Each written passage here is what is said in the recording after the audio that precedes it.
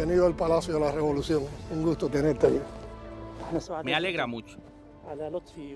Gracias por su cariño y su modestia. Gracias a ustedes por estar aquí. Nosotros queremos a Cuba desde el corazón. Venimos con amor. Somos una voz árabe auténtica en apoyo a la revolución cubana con toda honestidad y toda fuerza. Tengan la confianza que hay millones y millones que los aman a pesar del bloqueo, la exclusión y las sanciones. Hay muchos pueblos con ustedes por afinidad y sin ningún interés.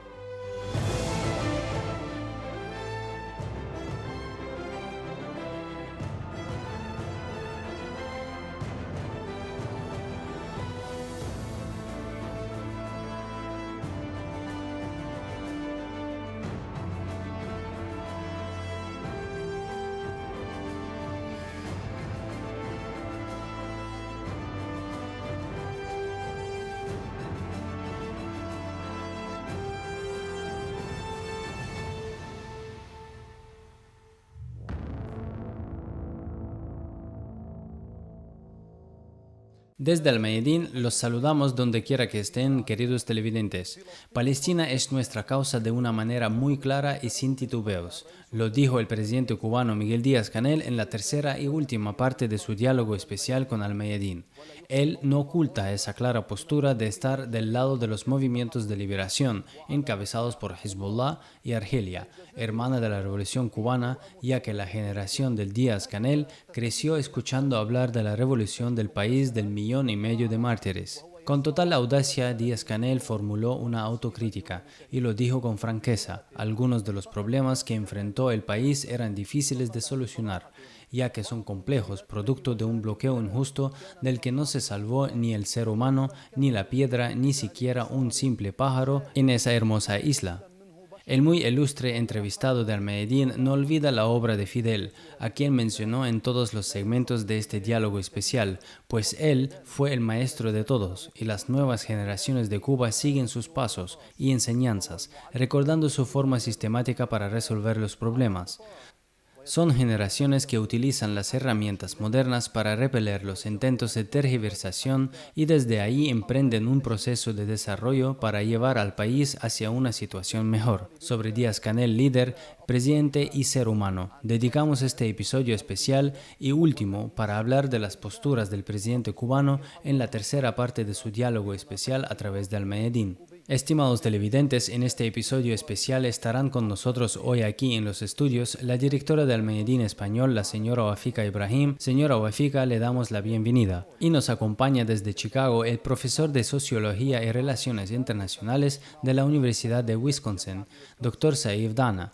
Empiezo con usted, señora Wafika, y con estas imágenes que vimos ahorita y observamos un encuentro especial con el presidente Miguel Díaz-Canel de 3 partes, y notamos que el hombre también posee cualidades hermosas, como su humildad y el amor que expresa con claridad. Lo hemos observado a través de la pantalla. Queremos saber más detalles sobre este encuentro y quizás detalles de lo ocurrido tras bastidores. Buenas noches, Abdur Rahman. Buenas noches, doctor Saif Dana, y a todos los televidentes. Por supuesto, el presidente Díaz-Canel le demostró en directo al equipo de Al-Mayadin que es un buen seguidor del trabajo de Al-Mayadin y también de la corriente de Al-Mayadin en la región árabe. Y esto, por supuesto, nos honra y nos hace sentir muy felices y más comprometidos. Abrió las puertas del hermoso Palacio de la Revolución, este palacio histórico, que es una obra maestra de una arquitectura muy hermosa cubana con todo el sentido de la palabra, donde se pueden observar estos murales bellos de Portocarrero y Gallardo y todas estas plantas, árboles y rocas traídas por una de las heroínas de la Revolución, Celia Sánchez, desde las montañas de la Sierra Maestra, donde se librara esa lucha y esa resistencia para dejar constancia que este palacio será siempre un palacio de mujeres y hombres revolucionarios que siempre recordarán que han venido desde estas montañas escabrosas y de estos lugares para dirigir el país. Fue muy notable la generosidad del presidente con el equipo de Al-Mayadin. Además, a lo largo de más de 4 horas, estuvimos con el presidente en un recorrido y un diálogo muy enriquecedor.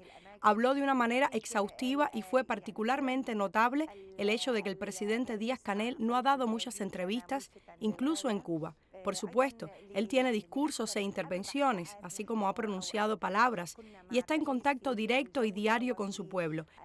Pero no había dado un diálogo abierto. Nos habló desde el corazón sobre muchos temas. En efecto, abrió su corazón y su mente al presidente del canal, Ghassan Benjedou, con todas las preguntas que le hizo y no dudó en responder a todas sin excepción. Quedó claro también lo comprometido que estaba el ilustre estadista con la importancia de la continuidad de la revolución, la continuidad del pensamiento de Fidel en Cuba. Es cierto que habló de este mundo perturbado, lleno de todas estas dificultades, pero también nos ofreció una actualidad de una revolución y una experiencia llena de esperanzas. El presidente Díaz-Canel no dudó en responder incluso a las preguntas relacionadas con la crítica situación internacional, las guerras y las diferentes crisis regionales, y no vaciló ni trató de buscar palabras para expresarse. La postura fue clara, decidida y categórica. Ha sido esa la postura histórica de la Cuba de hoy. También habló con valentía, como amablemente mencionaste, de las fallas y los reveses, y de cómo resolverlas con todo coraje, con toda audacia y franqueza. Es un hombre de ciencia y cree en la ciencia como vía para salir de estas crisis. En cuanto al aspecto más emocionante para las masas cubanas en primer lugar y también para toda la opinión pública mundial, es cómo trató el presidente por medio de este diálogo el tema del 11 de julio y estos disturbios que se produjeron para sembrar el caos y dar cabida a una intervención humanitaria, entre comillas. Hubo un plan parecido a la tormenta perfecta, o sea, planearon para Cuba un plan efectivamente diabólico, macabro, para convocar luego a esa intervención humanitaria con el fin de salvar a la gente. Las respuestas del presidente fueron profundas y contundentes, no fueron superficiales, a pesar de que el hombre es tan sencillo y se ve evidentemente que salió de las filas de su pueblo. El presidente Díaz-Canel no tuvo rodeos ni titubeos en sus respuestas, fueron claras y sinceras.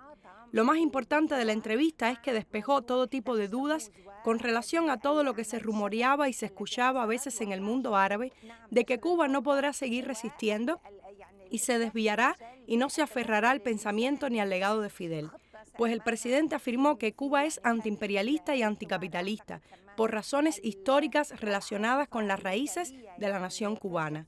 Hubo también un mensaje a toda voz de solidaridad con nuestros pueblos árabes y particularmente con Palestina, y eso es muy importante. Asimismo, les envió saludos a todos los que luchan en el mundo árabe, señalando que son motivos de aprecio y de respeto. Una última palabra en este contexto. El presidente también habló de los europeos, señalando cómo se olvidan o ignoran la historia y las experiencias pasadas y cómo cumplen los dictados de Estados Unidos y posteriormente pagan el precio por ello. Lamentó esa conducta y dio como ejemplo el caso de esta pequeña isla sitiada hasta el punto de la locura, porque ningún país fue asediado tanto como ha sucedido con Cuba, pero a pesar de ello, Cuba está siempre dispuesta a tender una mano amiga a los pueblos necesitados. En cualquier caso, no queremos todavía las palabras finales en este episodio especial porque queremos discutir más profundamente estas posturas sumamente importantes. El hombre, como señalaste, señora Wafika, es audaz al hacer una autocrítica. Esto requiere de gran valor para un jefe de Estado. Él también habló de una manera clara de las relaciones y de las estrategias de Cuba. Y como mencionaste hace poco, él goza de una claridad en su visión y no trata los asuntos de manera evasiva, sino que más bien es claro en sus posturas, sean estas para con los amigos de Cuba o sus enemigos. Y entre los amigos de Cuba que el presidente enfatizó en su diálogo estuvo Argelia. El presidente cubano Miguel Díaz-Canel indicó que la gira que realizó por el mundo árabe el año pasado le permitió entablar fuertes relaciones con algunos países árabes, y en el tercer episodio de su entrevista con Al-Mayadin, Díaz-Canel destacó su relación con Argelia. Para nosotros fue oportuna, necesaria, porque nos permitió, entre otras cosas, recuperar la relación presencial con un grupo de países con los cuales por los años de pandemia no habíamos podido mantener ese nexo y con los cuales mantenimos casi que una relación virtual. Y fue muy interesante visitar Argelia. Yo soy de una generación que creció oyendo hablar de la revolución argelina, de la entrañable relación de la revolución argelina y de sus líderes en cada momento con la revolución cubana, de los viajes de Fidel a Argelia, de su relación con líderes argelinos, y nunca habíamos tenido la posibilidad de visitar ese país. Doctor Saif, nuevamente permítanos darle la bienvenida en cuanto a Argelia. ¿Por qué tanto afecto hacia Argelia, para así decirlo? ¿Y qué horizonte de cooperación puede haber entre los dos países? En primer lugar, buenas noches a ti, a la señora Wafika y al público televidente. Para comenzar, ¿puede alguien no amar a Argelia? La otra cuestión es que Argelia fue el primer amor de Cuba en África, como lo describe la primera generación de los revolucionarios. De hecho, tal vez los árabes no saben que la primera misión internacionalista de Cuba después del triunfo de la revolución fue enviar un barco cargado con armamento a la revolución argelina.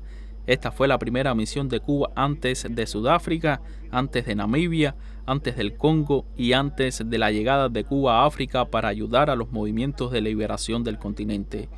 Para ello contactaron a Argelia, que había triunfado su revolución en 1954 y fue una de las fuentes de inspiración para la revolución cubana, como lo dijo entonces el líder Fidel. Y lo más importante aún, es que este barco que llevó armas a nuestro pueblo árabe en Argelia para luchar contra el colonialismo francés, regresó cargado con heridos del Ejército de Liberación de Argelia para ser atendidos en los hospitales cubanos.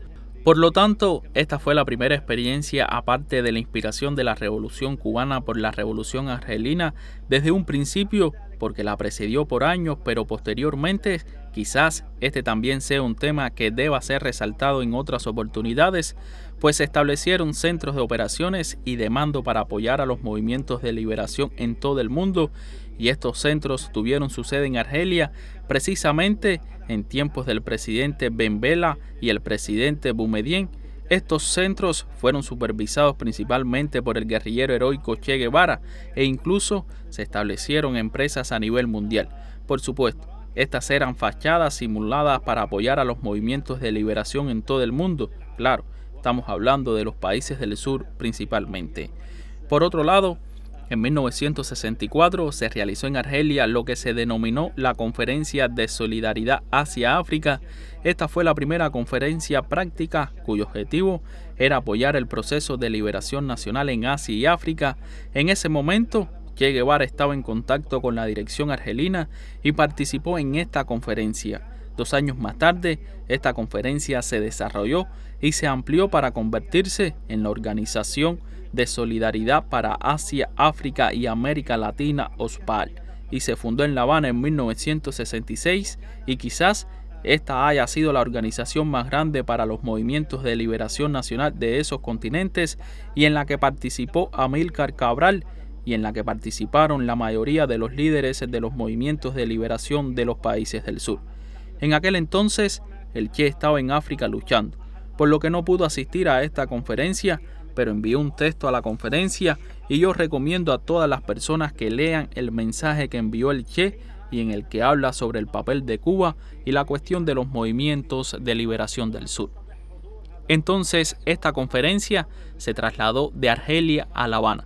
Luego, los movimientos de liberación en los países del sur tuvieron un gran avance. Hubo grandes aportes y ayudas cubanas a África y miles de mártires, aproximadamente 3.000 mártires cubanos cayeron en África en la lucha.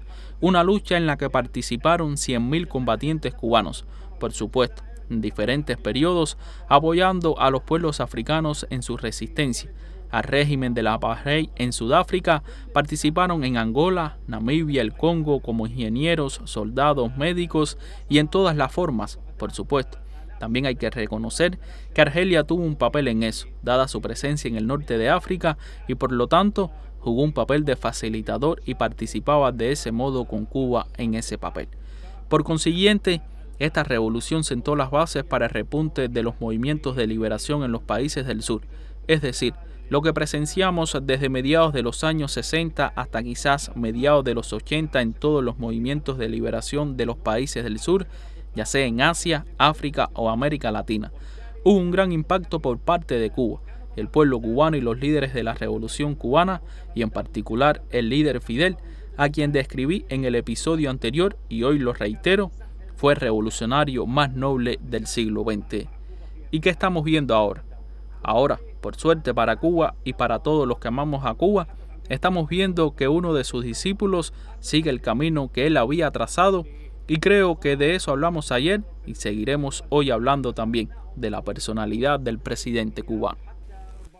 Y tendrás suficiente tiempo para hablar de ello, Dr. Saif. Hablemos, como usted mencionó, de la personalidad de este hombre, que claramente se ha evidenciado en esta entrevista de 3 partes, y usted mencionó ayer que el presidente ha sorprendido en nuestro mundo árabe. Tal vez muchos no conocían al hombre y solo saben que es el presidente de Cuba, pero no conocen de sus convicciones y no conocen cómo piensa, ni cómo clasifica a los enemigos, ni cómo define a los amigos. Tampoco tenían idea del nivel de sus conocimientos y saberes. Lo que me llamó la atención en la segunda parte, además del tema de Argelia, es que también calificó a Irán como una nación hermana. Habla de Argelia como si fuera una revolución gemela con la revolución cubana. Y aquí estamos preguntando sobre la importancia que otorga el presidente Díaz-Canel a esta cooperación entre estos países, porque también hay que ir a la parte relacionada con el tema palestino. Abdulrahman está arraigada en el corazón de los cubanos. Ese tema, como lo señaló el doctor Saif, es muy antiguo,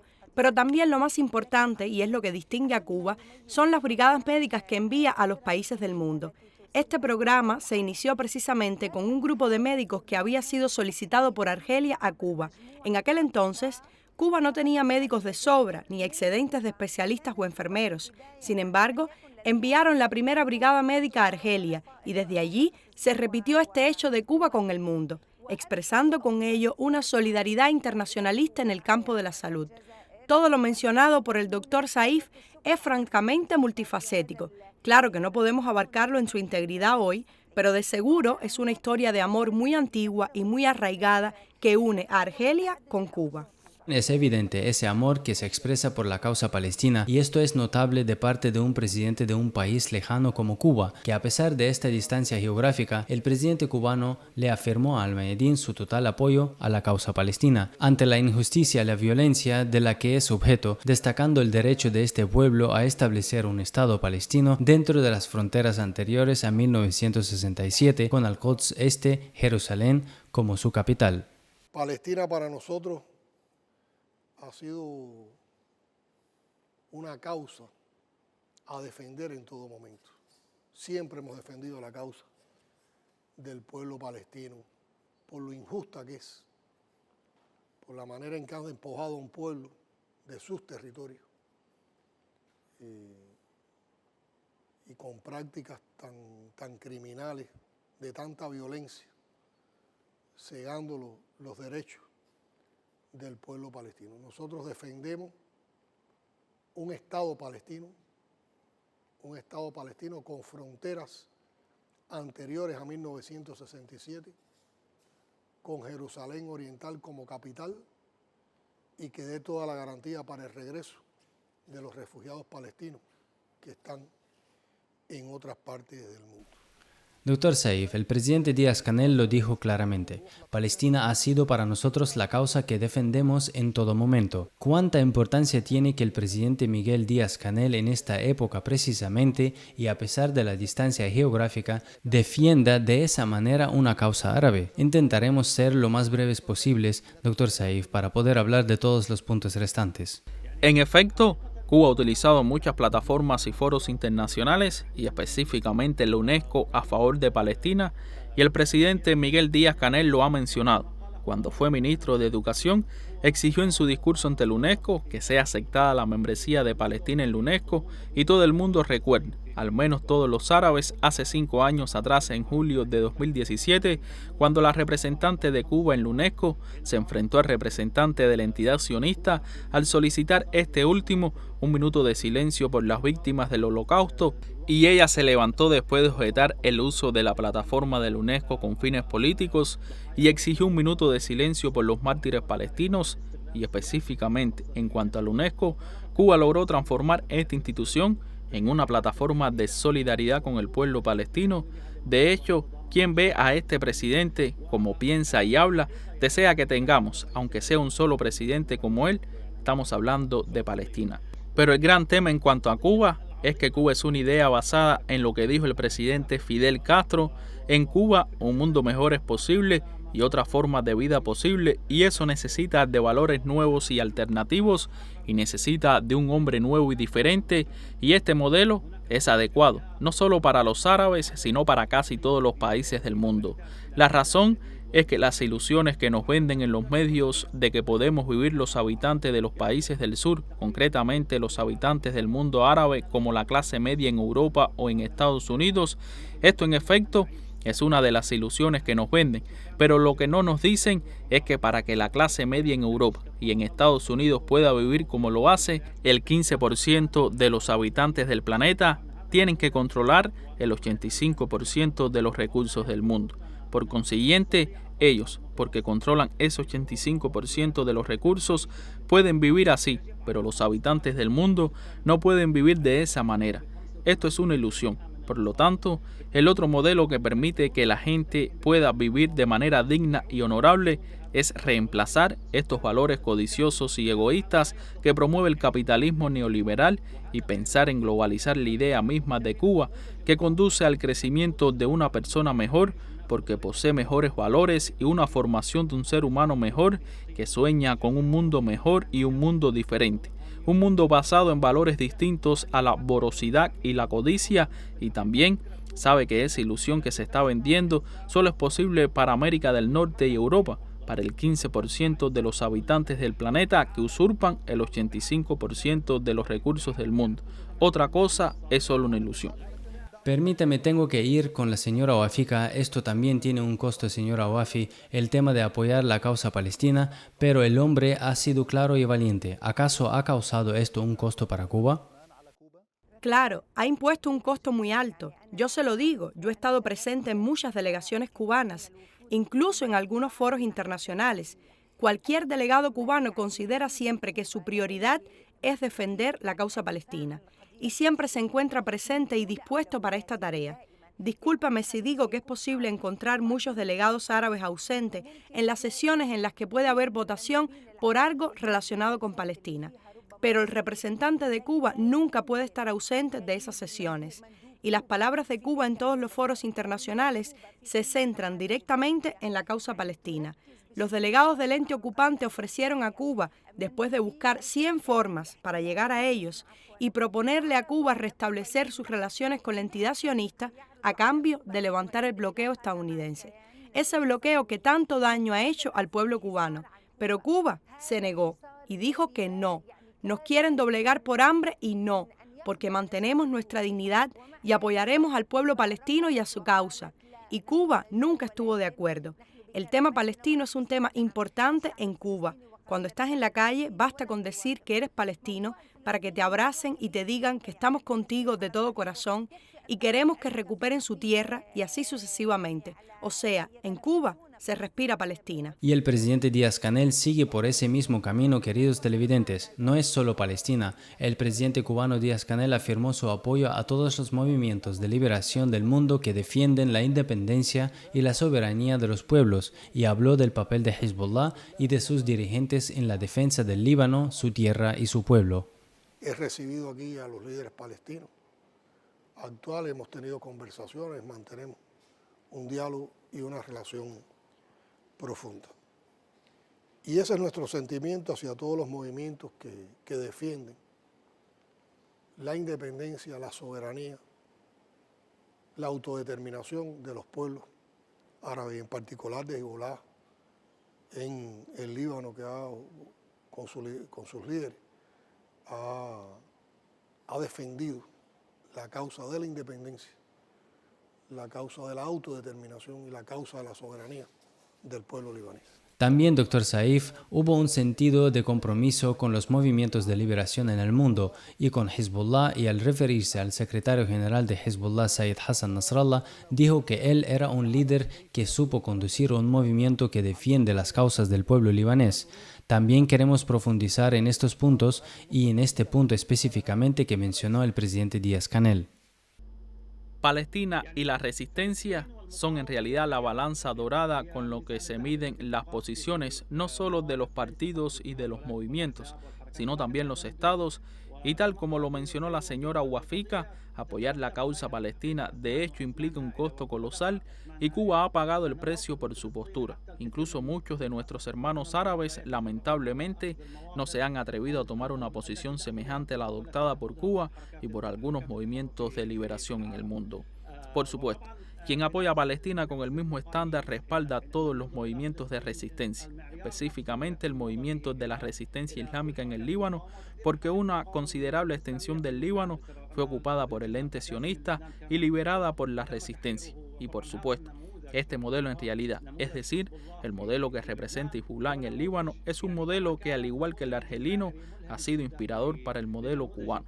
Este modelo de Hezbollah en el Líbano es un modelo asombroso e inspirador incluso para todo activista en Occidente y no solo para líderes revolucionarios de la talla del presidente cubano, que realmente valora lo que significa que un movimiento de liberación y un movimiento de resistencia como Hezbollah libere primero su tierra y posteriormente apoya al resto de los movimientos de liberación y resistencia en la región.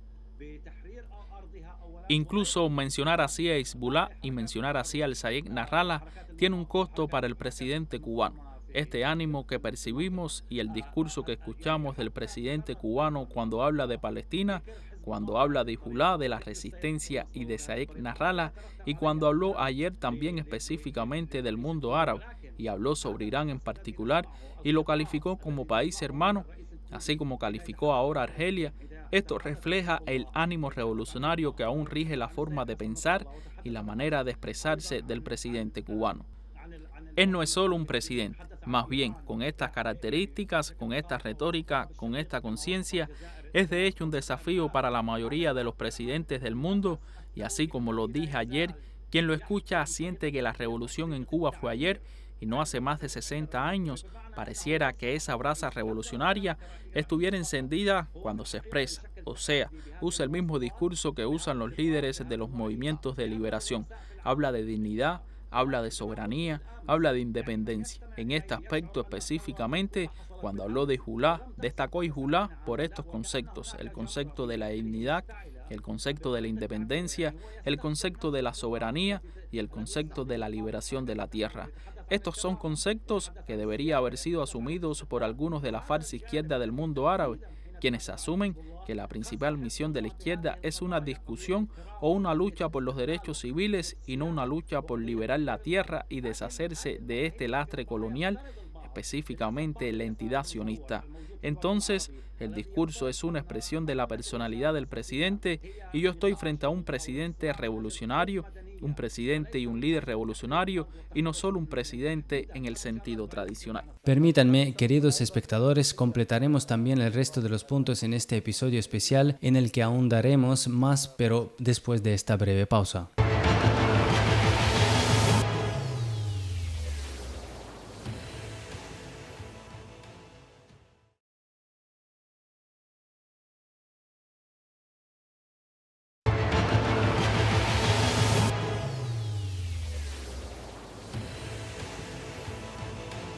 Bienvenidos nuevamente, queridos televidentes, a este episodio especial bajo el título Díaz-Canel, el liderazgo, el presidente y el ser humano. El presidente cubano aseguró a Al-Mayadeen su compromiso con los principios de la Revolución cubana y la preservación de su legado para alcanzar las aspiraciones del pueblo cubano. Yo sí creo que me he entregado a la obra de la revolución con compromiso tremendo y sobre todo sintiendo en mis espaldas la responsabilidad de ocupar el cargo de la presidencia dentro de la Revolución Cubana. Porque lo que nunca me permitiría sería traicionar la Revolución Cubana, sería no poder lograr la continuidad del legado de la Revolución Cubana. Y eso es una idea que todos los días me aprieta, me fuerza a superarme, pero también me reta a profundizar desde una visión crítica e inconforme, sin autocomplacencia de lo que hacemos, y sobre todo sintiendo mucho por el pueblo. Yo tengo un gran compromiso con el pueblo. Un gran compromiso con el pueblo preservando los principios de la revolución. Aquí estamos hablando también de Fidel y de Raúl Castro. Señora Boafica, tal vez esto es lo que impulsa al presidente Díaz-Canel a adoptar una postura de apoyo a los movimientos de liberación, a pesar de que existe la posibilidad de que el costo sea muy alto. El presidente Díaz-Canel, francamente, es un fiel discípulo de la escuela del líder Fidel Castro, y creo que habló de él con mucha sensibilidad y transparencia. Es decir, reveló que ante cada situación difícil que atraviesa la revolución, vuelve como un buen discípulo al legado escrito de Fidel, a sus discursos, a sus palabras, a sus reflexiones. Observa qué es lo que hubiera hecho Fidel ante una situación como la que estamos viviendo y, en efecto, adopta las mismas posturas, el mismo comportamiento y el mismo trato con el que Fidel enfrentaba estos asuntos y desafíos, y que han surgido y que surgen desde el primer día en el que se alcanzó el poder. Yo doy fe de ello, porque cuando fui a Cuba tenía 17 años, y en aquel entonces, cuando Fidel pronunciaba discursos de 6 horas y 7 horas, y había una especie de suplemento en el periódico, para pasar el tiempo y para aprender, viviendo en esta isla y observando esa revolución, yo traducía a mano todo lo que decía Fidel, y efectivamente los discursos de Fidel fueron escuela de vida, y el presidente es honesto al mencionar estas cosas. En cuanto a Raúl, él habló de Raúl como habla un hijo de su padre, y dijo que es el segundo hombre ideal y que nunca aspiró en su vida a ocupar el primer puesto. Es decir, que era la persona más importante, honesta y sincera, y quien implementó los planes y la visión de Fidel para esta revolución.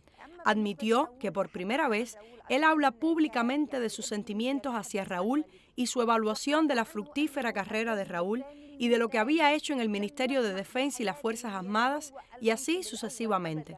Por eso, había pronunciado estas palabras porque es hijo de esta escuela en primer lugar, y porque dirige y preside una revolución que tiene más de 60 años de verdadera resistencia, y no solo de resistencia armada, resistiendo este bloqueo y esta política diaria agresiva hacia la revolución cubana. Todo eso lo hace apreciar y respetar a otros pueblos que luchan y dice que son gente respetable. Estas son cualidades que él valora y considera. Esa firmeza en las posturas y principios de parte de Díaz-Canel y antes de parte de Raúl Castro y Fidel Castro es lo que impulsa también hoy a Al-Mayadin a resaltar esa imagen, señora Boafica, a defender también a la Cuba de la revolución y los principios y valores que el mundo de hoy necesita. Este es el papel que Al-Mayadin también intenta desempeñar y esto es lo que dijo el presidente en la entrevista. Claro, sin duda alguna. Y la apertura de la Revolución Cubana y el presidente Díaz-Canel en estas circunstancias en particular es muy similar a la apertura de Al-Mayadin. Es decir, francamente hay una especie de gran convergencia entre nosotros como corriente, para decirlo de alguna manera. ¿Y por qué Cuba? Porque Cuba hoy respeta todos los procesos políticos progresistas, patrióticos y positivos. Hay movimientos políticos que ni siquiera pueden catalogarse como de izquierda, en efecto, pero son nacionalistas, anticolonialistas.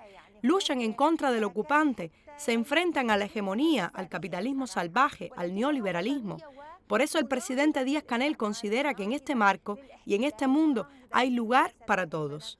Por consiguiente, todo aquel que lucha en contra de esas corrientes hostiles hacia los pueblos, en el sentido verdadero de la palabra, es un amigo y es un aliado, y podemos trabajar con él. Y esto es lo que hacemos en Al-Mayadin. Este gran abanico de fuerzas políticas anticolonialistas, todas se encuentran en la pantalla de Al-Mayadin lo que desean. Y Al-Mayadin es un espejo de estos movimientos en todo el sentido de la palabra. Esto es lo que de verdad nos une. En ese sentido, señora Boafica, el presidente Díaz-Canel y en la última parte del diálogo elogió a Al-Mayadin y su posición al lado de Cuba con tanta franqueza. Sí. Él elogió a Al-Mayadin y más que eso, dijo que cuenta en cierto modo con esta alianza mediática entre Al-Mayadin y las instituciones comunicacionales, no solo en Cuba, sino a nivel de toda América Latina. O sea, él habló de un evento que estaba pasando en Cuba que nombraron Patria y que reunió a todos los pensadores y los que integran los medios de prensa en América Latina y España, considerando que hablan el idioma español, y también los que tienen influencia en las redes sociales, y dijo que hay que coordinar más, cerrar más las filas y trabajar en el marco de los planes dirigidos para enfrentar este ataque mediático imperialista en contra de los pueblos. Quiero preguntarte, señora Wafika, sobre los planes futuros del presidente Díaz-Canel, pero también en este encuentro especial, doctor Saif, hablemos del presidente Díaz-Canel y de la consolidación de la fuerza militar, económica e ideológica, y de cómo se puede lograr, y qué hay del papel de los aliados de Cuba a quienes también mencionó y de quienes habló claramente en este encuentro especial. Este es uno de los temas más importantes, pero quisiera señalar rápidamente que quien se dedica a leer la historia de la Revolución Cubana y quien lee posteriormente la historia después del éxito de esa revolución y quien lee lo que escribía el Che Guevara, encontrará también un lugar especial para el presidente Raúl Castro, opacado tal vez por la sombra que arroja la figura del presidente Fidel, ya que es difícil mencionar a alguna personalidad en presencia del presidente Fidel por su gran carisma y por ser el primer líder de la revolución, pero en realidad toda la literatura existente, incluso la que dejó el Che Guevara, quien es considerado uno de los más grandes revolucionarios del mundo, señala a través de unos escritos que estaba aprendiendo de Raúl Castro. Por lo tanto, Raúl Castro estuvo presente desde el primer día de la revolución, sigue estando presente en esta revolución. No fue un revolucionario cualquiera, fue un revolucionario de primer orden, tipo Fidel, y quien lee la historia de la revolución verá que esto es cierto. En el contexto de la conversación, Abdur Rahman se habló de lo que el presidente calificó como la defensa de la patria, y este tema es muy importante. Y sobre el particular dijo que no es solo una defensa militar, sino que debe existir una consolidación de la fuerza militar. De lo contrario, se podría producir una brecha, una consolidación de la economía, y la economía es otro mecanismo que utiliza el imperialismo para penetrar países, y la otra es la consolidación de la convicción ideológica, ya que si se produce ahí una brecha, esta amenaza la consolidación de la conciencia revolucionaria, la cultura popular, la cultura tradicional y la cultura nacional, lo cual permite subyugar a estas naciones para posteriormente saquearlas. Por lo tanto, la defensa de la patria es un proceso integral, no solo una operación militar. De ahí procede la dimensión educativa y la dimensión cultural, porque el imperialismo de hecho se esfuerza para reeducar a los pueblos con un contenido tal como lo describió el presidente, un contenido trivial, tal como lo encontramos en las redes sociales, que por supuesto están controladas por el imperialismo occidental, y por lo tanto él hacía un llamado, y esto también es otra vez una continuación del compromiso con el proyecto revolucionario, hacía un llamado a enfatizar un contenido esencialmente humano y liberador, un contenido anticolonial, un contenido antiimperialista. De eso precisamente era lo que estaba hablando. Lo que llama la atención es que de hecho no escuchamos a ningún presidente hablar de esa manera, es decir, a excepción de Sayed Hassan Nasrallah, por ejemplo, no he escuchado a ningún líder hablar y llamar la atención de la gente sobre este asunto. Lo dicho sobre la cauterización de la conciencia y de cómo entender la frase que reza que Israel es más débil que una telaraña, es entender que la cuestión está relacionada con comprender la realidad y que no significa que somos libres por el simple hecho de no estar colonizados militarmente. Por eso en Al-Mayadin y en los medios alternativos queremos pronunciarnos, y el contenido de lo que decimos debe ser un contenido humanitario, un contenido liberador y un contenido alternativo al contenido de la otra parte. Falta un solo minuto, permítame dárselo a la señora Wafika Ibrahim. Señora Wafika, ¿qué hay de los mecanismos? ¿Qué hay del futuro y de las próximas elecciones para el presidente Díaz-Canel? Él se refirió a 3 pilares y fue lo mencionado por el doctor Saif Dana. Para su implementación se ha creado 3 pilares en Cuba. Según explicó el mandatario, el primero se enfoca en la importancia de la innovación, la ciencia y la investigación científica, y encontrar soluciones a las crisis económicas provocadas por el bloqueo a través de la energía humana que existe dentro de Cuba. Y eso es lo que están haciendo en Cuba, es decir, que creó o inventó vacunas para enfrentar muchas epidemias y para muchas enfermedades, y desarrolló medicinas a pesar de todo este bloqueo y la austeridad que vive la isla. También el segundo pilar es la transformación digital de la sociedad cubana, porque la proporción de personas mayores en la sociedad cubana es grande y el porcentaje de jóvenes es pequeño, y por lo tanto tienen que digitalizar todo el proceso de producción para así poder aumentar la producción con un menor número de personas porque lo necesitan. El tercer pilar es trabajar sobre las redes sociales para confrontar contenidos vulgares, absurdos y triviales y combatir los intentos de implantar valores neoliberales que pueden crear una brecha entre los jóvenes. ¿Y esto entra dentro del programa del presidente Díaz-Canel para las próximas elecciones? Por supuesto, esto está en el corazón del programa. Él habló de la conducción del partido y del Estado, o sea, de la administración del Estado con un concepto científico avanzado. Quiere decir, sobre la base de la investigación científica. Es muy importante decir que el presidente Díaz-Canel nos habló íntimamente de su familia y de su esposa, la señora Liz, quien no es la primera dama del país, sino que está completamente inmersa en sus funciones y le da seguimiento. Y sinceramente está pendiente de todo. Ella ha jugado un gran papel. De hecho, ella es una querida amiga y también ama mucho al Mayadín. Asimismo, él habló de la importancia del apoyo familiar al líder y creo que merece y volverá a ser presidente de Cuba. Muchas gracias a ti, directora del Mayadín Español, señora Wafika Ibrahim. Gracias también al doctor Saif Dana, catedrático de Sociología y Estudios Internacionales de la Universidad de Wisconsin, quien nos acompaña desde Chicago. Y un agradecimiento permanente a ustedes, nuestros televidentes, por darnos seguimiento.